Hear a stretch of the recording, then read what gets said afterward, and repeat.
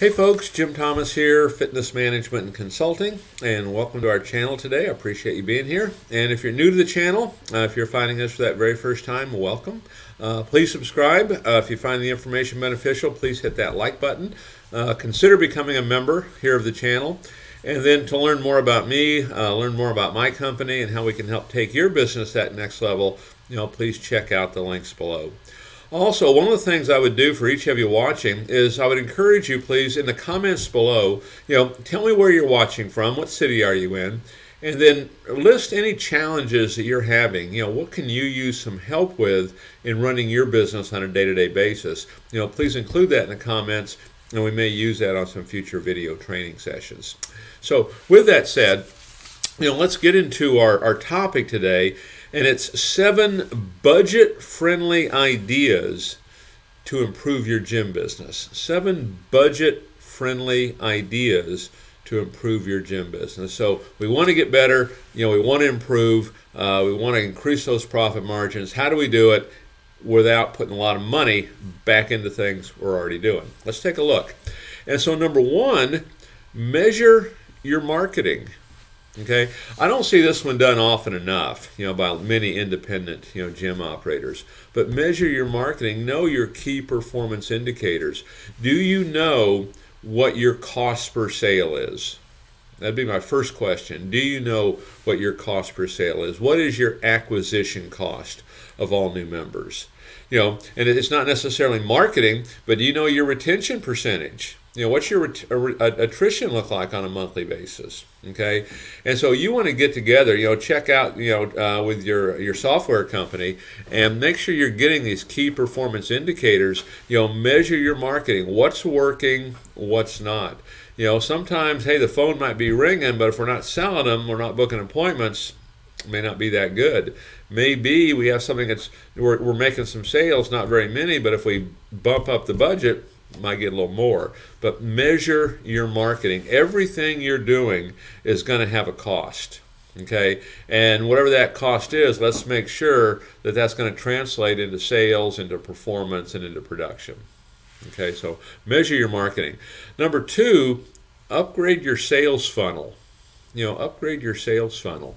And so here's the first thing I would say here, regarding just any kind of a sales funnel, is your customers, okay, your members, your prospects, anyone you're talking to, 20% of them will pay more money if you simply ask. 20% of them will pay more money if you simply ask. And it's the very nature of what a sales funnel is, whether it's in actual sales or whether it's in marketing, online. Okay, and let's just take, in the club. Okay, you sign a person up. Okay, you've got them signed up. Great. Now they're here. Mary, how would you like to get your results twice as fast? Oh, I'd love to. Great. Let me show you how our private and our semi-private training programs work to help you get your results twice as fast. So they bought this, 20%, according to the data, will buy this. Now as they're leaving, Mary, now that you're a member with us, we got to get you some cool looking gear. Let's check out the new items in our pro shop. Okay, and so that's an example of a funnel inside your gym. And same thing online. When people are buying from you, if you're using sales funnels and things like that online, if they do this, then you do this. If they do this, then you do this. Make sure you really upgrade your funnels. Upgrade them online and upgrade them in the club. Don't make anything just simply a one and done. You're leaving money on the table. Okay, and you're not maximizing your revenue per customer. Okay, and just like the example I just gave, we've had a lot of success in dramatically improving the personal training sales at club after club after club, because in the scenario I'm giving right here, 100% of all new members are getting a presentation on personal training. And they're getting that presentation at the highest level of their enthusiasm, and they're getting that presentation from a selling expert. Whereas so many clubs, they'll say if you sign up 100, for example, let's schedule you for an orientation. Well, half of them don't want to do it, so maybe you book 50. Half of them won't show up, so maybe you get 25. So now maybe you're giving a presentation to 25 people instead of 100. It's a good example of how that can work. Number 3 on budget-friendly ideas to boost your gym business, okay, to improve your gym business. Boost your online presence.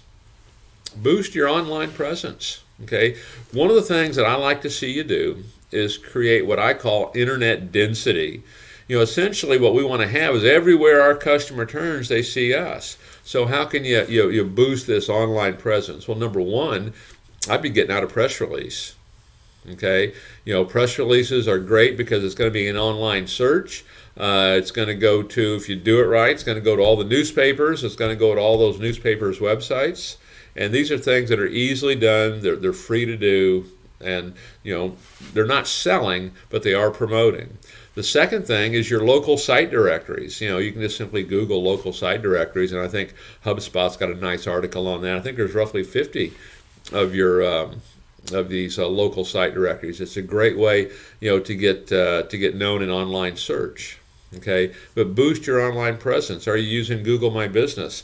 I know a lot of folks do, some don't. We want to make sure we're signed up with it. It's free. Okay, it's Google. Why not?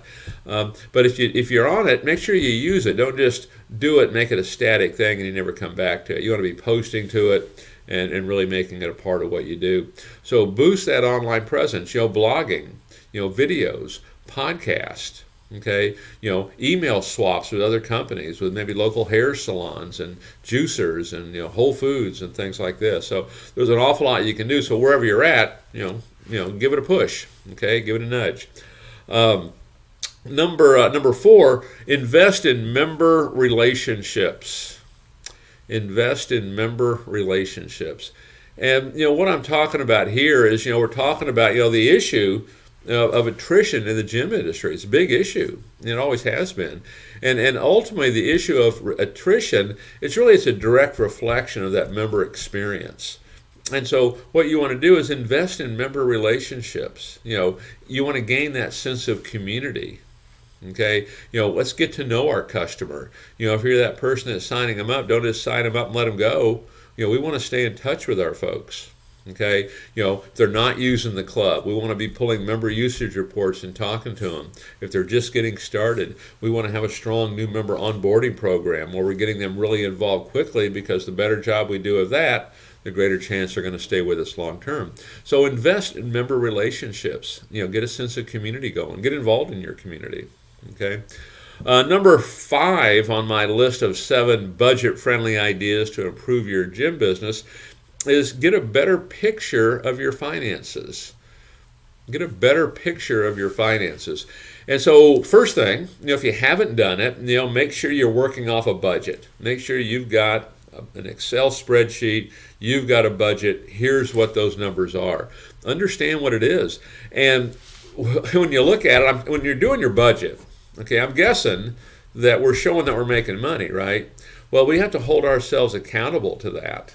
Okay, and let's just say our sales quota, let's just say it's 50 per month.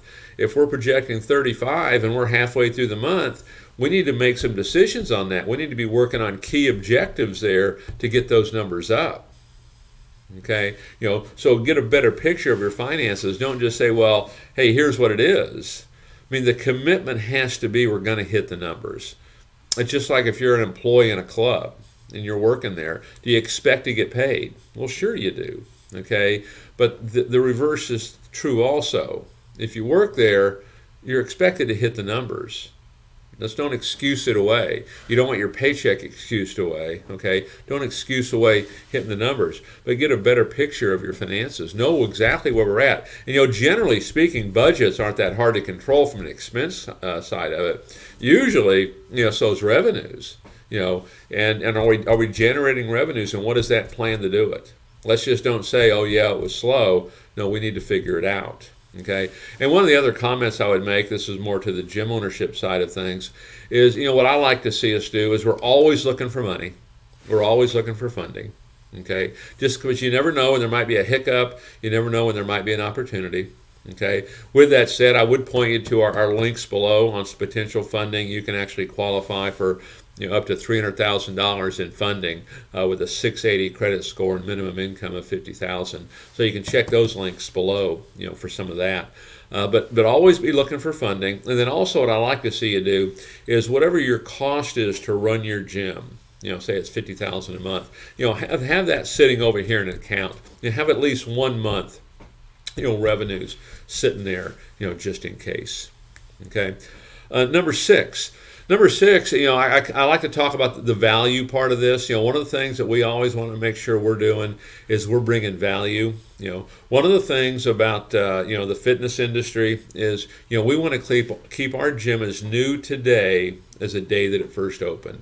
It's not a whole lot different than, say, the nightclub business or the restaurant business. It has to be new and has to be fresh. Okay, just because the equipment maybe is made to last a lifetime doesn't mean the customer's enthusiasm is going to do it. Okay, so we do want to keep it new like that, but also remember this. When we're working with our customers, there's really, I always look at three things that we're trying to do here. We're trying to solve their problems, we're trying to provide solutions, and we're trying to build value. Because when value exceeds price, i.e. when I solve your problem, when I give you a solution, good chance they're going to buy from you. Okay, so really focus on value, really focus on that differentiation, really focus on what you're doing so much better than everybody else. Okay, and then finally, number 7 on my budget-friendly ideas to improve your gym business, motivate your staff. Okay, your staff, your people, the truth is this is your brand. Okay, this is what people know you for, and we want to motivate them. And I've talked before that what our job is in management here is we want to create an environment that allows a motivated person to act. So we're trying to do. And some things, train them. And train them regular. Have a 1-hour training class a week and then do 5, 10, 15 minutes every day. Train them. In my experience, nothing will gain loyalty quicker than really training somebody and them having success. Okay? Involve them in the decision-making process. Okay? Delegate to them. Have fun, friendly, competitive sales contests. Okay, but motivate your staff. Make it a place that people want to work. If you're recruiting people, when you're recruiting them, it's kind of the same thing. Once they get there, you've got it. Maybe it's a 4-day work week. Maybe it's a flex schedule. Maybe they can work at home a little bit. I recall that, I did this one time with my clubs is, there's always challenges that you face. Sometimes it's personnel. I know a lot of folks are going through that right now. I went through that at one time, kind of for different reasons, okay? And we went to alternate day managers. We had a manager that would manage on Monday, Wednesday, and Friday, and then a manager that would run on Tuesday, Thursday, Saturday, and then we'd alternate on Sundays. And the reason we went to that, we really didn't have anybody that was qualified at the highest level to be a manager. And so what we did, we had folks that are really good salespeople. So really that manager on that alternate day, really they became, just a number one salesperson is what they weren't. It fit perfectly because they were only there, say, 3.5 days a week. They didn't really have to do a lot of that managerial duty. We actually pushed that up, to an area supervisor. And so we had alternate day managers. We had a Monday, Wednesday, Friday manager and a Tuesday, Thursday, Saturday. And, it really became a nice, friendly, competitive thing inside the gym. So, look for things that can motivate your staff and help them, put them in a position to be better. Give out awards every month and, give them a chance to be heard. So folks, my name is Jim Thomas. My company is Fitness Management and Consulting. Hope you found this information beneficial today. If you did, please hit the like button. If you've not yet done so, please subscribe. Please consider becoming a member here of the channel. And to learn more about me, learn more about my company and how we can help take your business to that next level, please check out those links below. And one of the links I would point you to is our high impact direct marketing, digital marketing. Check that out. One of the easiest ways to grow your business is simply get more people in that front door. Okay, get more people in, get more chances to sign people up. You're going to start having success. So check out that link if you're looking for more traffic, and we'll look forward to seeing you all in that next video.